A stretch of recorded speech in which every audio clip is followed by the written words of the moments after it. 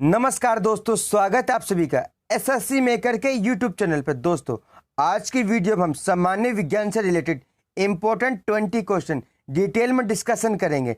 यह सामान्य विज्ञान की सीरीज का पार्ट फर्स्ट है, जो कि आपके आने वाले railway, NTPC, group D, SSC, CGL, CHSL, bank PO, अन्य प्रतियोगी परीक्षाएं होती है हेल्पफुल है। यह क्वेश्चन विभिन्न प्रतियोगी परीक्षाओं में बार बार पूछे जाते हैं तथा बार बार रिपीट होते हैं।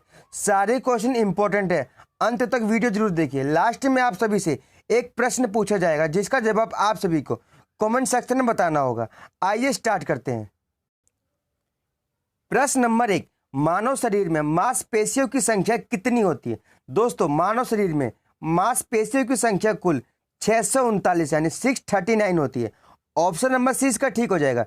दोस्तों, मानव शरीर में मांसपेशियों की संख्या 639 होती है।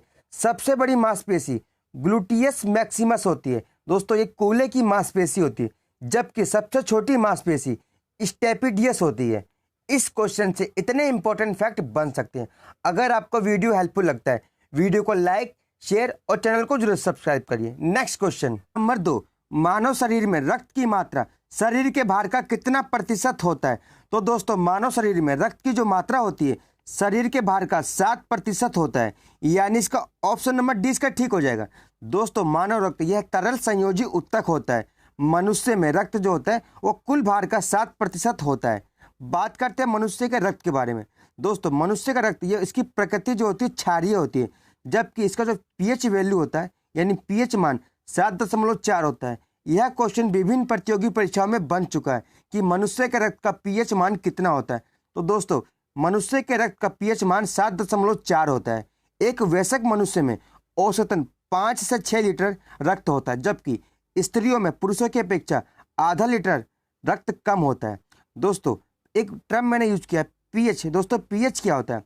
दोस्तों, पीएच की फुल फॉर्म होती है पोटेंशियल ऑफ हाइड्रोजन, यानी हाइड्रोजन की क्षमता। इसकी खोज सोरेनसन महोदय ने की थी। दोस्तों, पीएच वैल्यू क्या होता है? किसी घोल की अम्लता या क्षारीयता को व्यक्त करने के लिए जिस पैमाने या जिस स्केल का प्रयोग किया जाता है उसे पीएच स्केल कहते हैं। दोस्तों, अगर पीएच स्केल 0 से लेकर 14 तक अंक होते हैं, इसमें बीच में 7 होता है। अगर 7 से कम मान हुआ तो वह प्रकृति अम्लीय होगी। यदि 7 से अधिक स्केल बढ़ता है तो वह क्षारीय होगा, जबकि जो 7 होता है वह उदासीन होता है। दोस्तों, शुद्ध जल यानी पीने योग्य पानी का जो पीएच मान होता है 7 होता है। ब्लड का 7.4 होता है। दोस्तों, इस क्वेश्चन से इतने इंपॉर्टेंट फैक्ट बन सकते हैं। नेक्स्ट क्वेश्चन, प्रश्न नंबर 3, आरबीसी की संख्या किसके द्वारा ज्ञात की जाती है? तो दोस्तों, आरबीसी की संख्या हीमोसाइटोमीटर के द्वारा ज्ञात की जाती है, यानी इसका ऑप्शन नंबर इसका ठीक हो जाएगा। दोस्तों, आरबीसी को इरिथ्रोसाइट्स भी कहा जाता है। आरबीसी में केंद्रक नहीं पाया जाता है।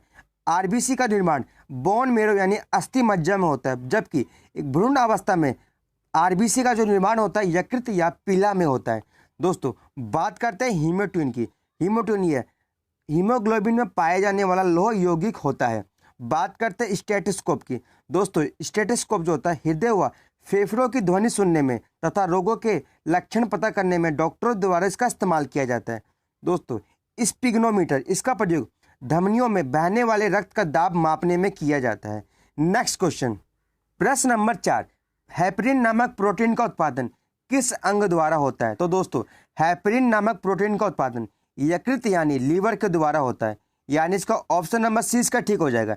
हेपरिन नामक प्रोटीन यकृत से उत्पादित होता है। यह शरीर के अंदर रक्त को जमने से रोकता है, यानी इसका कार्य क्या होगा? शरीर के अंदर रक्त को जमने से रोकना। एक क्वेश्चन और बनता है कि रक्त का थक्का बनाने में कौन सा प्रोटीन मदद करता है? तो दोस्तों, फाइब्रोजोनन नामक प्रोटीन रक्त को थक्का बनाने में मदद करता है।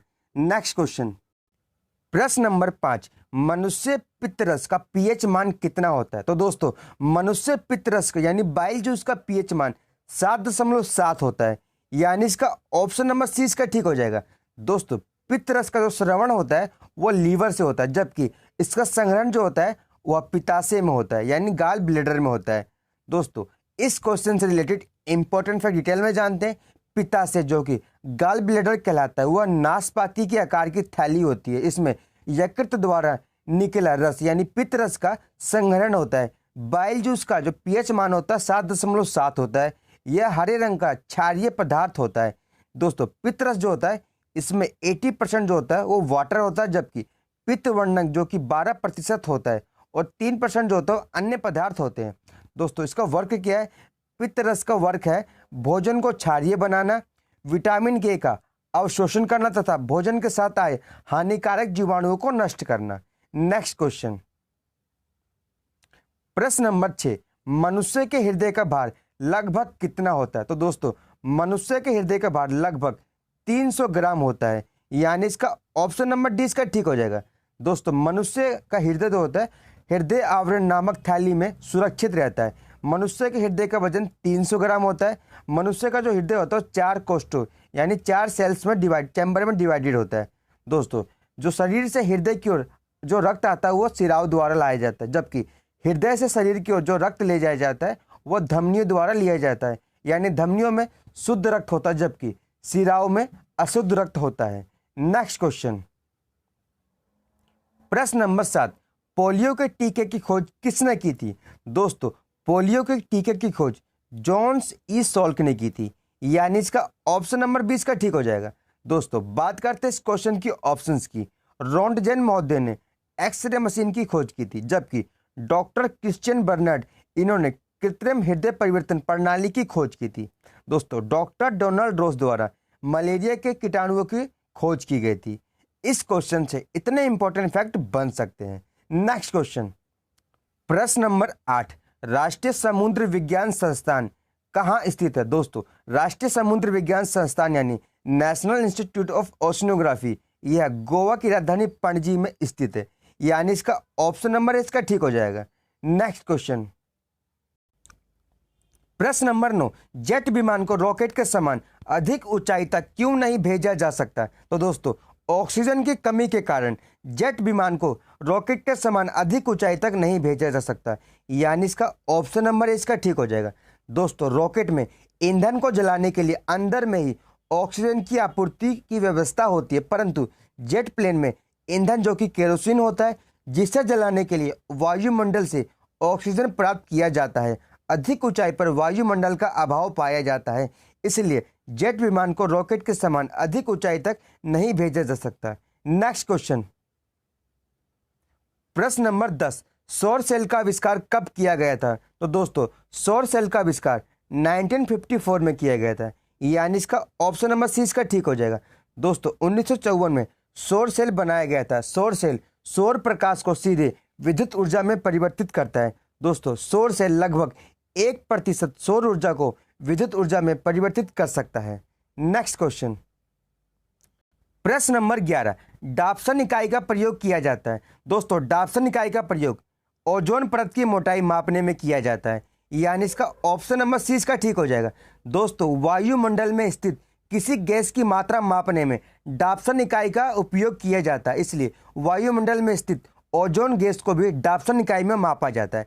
बात करते हैं ओजोन गैस के बारे में। दोस्तों ओजोन गैस को O3 के रूप में डिनोट किया जाता है। दोस्तों ओजोन गैस कहाँ पाई जाती है? तो ये हमारे समताप मंडल यानी स्ट्रेटोस्फीयर में 15 से लेकर 35 किलोमीटर के बीच में ओजोन परत पाई जाती है। इसे ओजोन लेयर भी कहते हैं। दोस्तों ओजोन लेयर जो होती है सूर्य से आने वाली हानिकारक पराबैंगनी किरणों को धरती पर आने से रोकती है। दोस्तों इस क्वेश्चन से इतने इंपॉर्टेंट फैक्ट बन सकते हैं। नेक्स्ट क्वेश्चन, प्रश्न नंबर 12, महासागर में डूबी हुई वस्तुओं की स्थिति जानने के लिए निम्न में से किस यंत्र का प्रयोग किया जाता है? तो दोस्तों महासागर में डूबी हुई वस्तु की स्थिति जानने के लिए सोनार का प्रयोग किया जाता है, यानी इसका ऑप्शन नंबर सी इसका ठीक हो जाएगा। दोस्तों सोनार यानी साउंड नेविगेशन एंड रेंजिंग प्रस्रवित तरंगों का उपयोग करके समुद्र के भीतर डूबी हुई वस्तु की स्थिति जानने के लिए सोनार का इस्तेमाल किया जाता है। आइए जानते हैं इस क्वेश्चन से ऑप्शन के बारे में। दोस्तों बात करते हैं ऑडियोमीटर का। ध्वनि की तीव्रता मापी जाती है इससे। गैल्वेनोमीटर के द्वारा विद्युत धारा की उपस्थिति की जांच की जाती है, जबकि फेदोमीटर का प्रयोग समुद्र की गहराई मापी जाती है। नेक्स्ट क्वेश्चन, दोस्तों अगर आपको वीडियो पसंद आती है वीडियो को लाइक शेयर और कमेंट जरूर करें। नंबर 13, दूध को मथने पर क्रीम अलग हो जाती है, इसका कारण क्या है? तो दोस्तों दूध को मथने पर क्रीम अलग हो जाना अपकेंद्रीय बल के कारण संभव है, यानी इसका ऑप्शन नंबर डी इसका ठीक हो जाएगा। दोस्तों अपकेंद्री बल न्यूटन के तीसरे नियम पर आधारित है। इसमें बल की दिशा जो होती है वो सेंटर से बाहर की ओर होती है, यानी केंद्र से बाहर की ओर होती है। इस नियम पर आधारित सामान्य जीवन में उदाहरण जैसे वॉशिंग मशीन का कार्य करना, दूध से मक्खन निकालना आदि सेंट्रीफ्यूगल फोर्स यानी अपकेंद्रीय बल का उदाहरण है।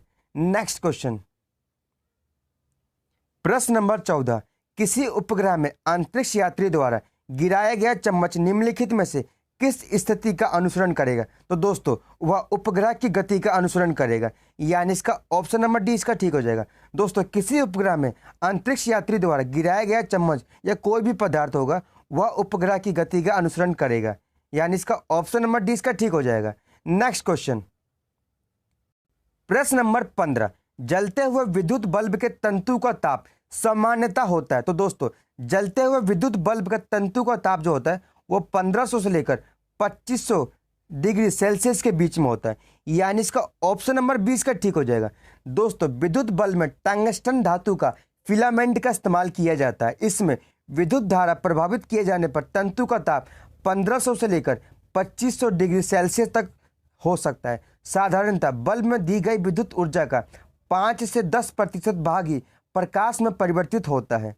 नेक्स्ट क्वेश्चन, प्रश्न नंबर 16, नासा का अंतरिक्ष यान कैसिनी किस ग्रह के मिशन से संबंधित है? तो दोस्तों नासा का अंतरिक्ष यान कैसिनी यह शनि ग्रह से संबंधित है, यानी इसका ऑप्शन नंबर सी इसका ठीक हो जाएगा।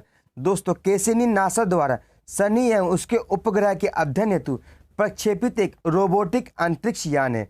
दोस्तों बात करते हैं नासा के बारे में। दोस्तों नासा की फुल फॉर्म है national aeronautic and space administration, इसे शॉर्ट फॉर्म में नासा कहते हैं। इसकी स्थापना 25 जुलाई 1958 में हुई थी।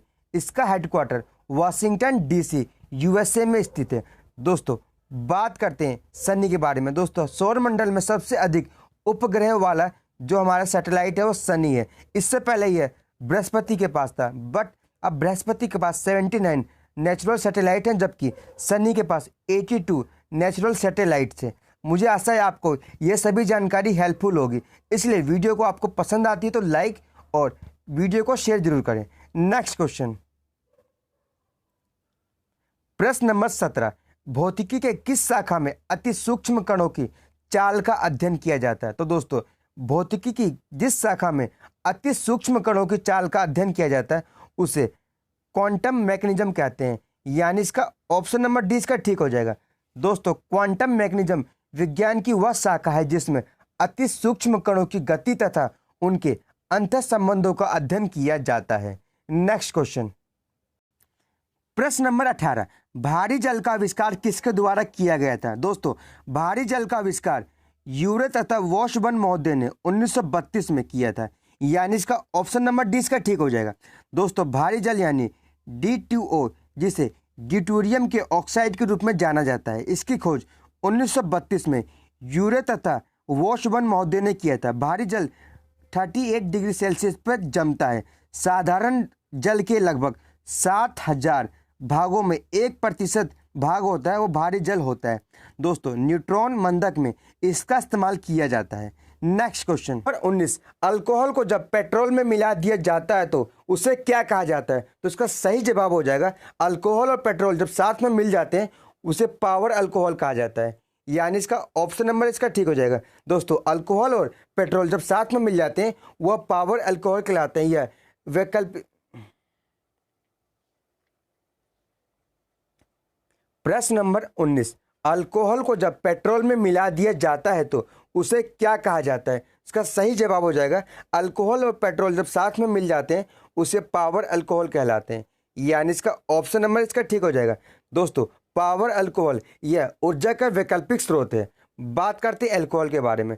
दोस्तों अल्कोहल का जो फ्रीजिंग पॉइंट होता है -115 डिग्री सेल्सियस होता है, जबकि पारा का जो फ्रीजिंग पॉइंट होता है -39 डिग्री सेल्सियस होता है। इसलिए ठंडे प्रदेशों में तापमान मापने में पारे के बदले अल्कोहल का इस्तेमाल किया जाता है। नेक्स्ट क्वेश्चन, प्रश्न नंबर 20, पराबैंगनी किरणों से पादपों की रक्षा करने वाला वर्णक यानी पिगमेंट क्या कहलाता है? तो इसका सही जवाब हो जाएगा ज़ैंथोफिल कहलाता है, यानी इसका ऑप्शन नंबर 20 का ठीक हो जाएगा। दोस्तों जेंथोफिल पादपों को पराबैंगनी किरणों से रक्षा प्रदान करता है। दोस्तों बात करते हैं पराबैंगनी किरणें यानी अल्ट्रावायलेट रेज की। दोस्तों अल्ट्रावायलेट रेज की खोज रिटर महोदय ने की थी। अल्ट्रावायलेट किरणें होती 3 प्रकार की होती है, अल्ट्रावायलेट ए, अल्ट्रावायलेट बी तथा अल्ट्रावायलेट सी। जो इसमें सबसे घातक होती है अल्ट्रावायलेट यानी यूवीसी किरणें जो होती है सबसे घातक होती है, परंतु यह धरती तक आने से रोक ली जाती है। किसके द्वारा रोक ली जाती है? ओजोन लेयर द्वारा रोक ली जाती है। दोस्तों आज की वीडियो से इतने इंपॉर्टेंट क्वेश्चन बन सकते थे। दोस्तों आज के लिए आप सभी के लिए होमवर्क है, क्वेश्चन फॉर प्रैक्टिस। प्रश्न है बसंतीकरण शब्द का सर्वप्रथम प्रयोग किसने किया था? इसका सही जवाब आप सभी को कमेंट सेक्शन में बताना होगा। अगर आपको आज की वीडियो हेल्पफुल लगी हो, वीडियो को लाइक और कमेंट जरूर करें। दोस्तों इस वीडियो की पीडीएफ आप हमारे टेलीग्राम चैनल एसएससी मेकर से प्राप्त कर सकते हैं। आज के लिए इतना ही, धन्यवाद दोस्तों।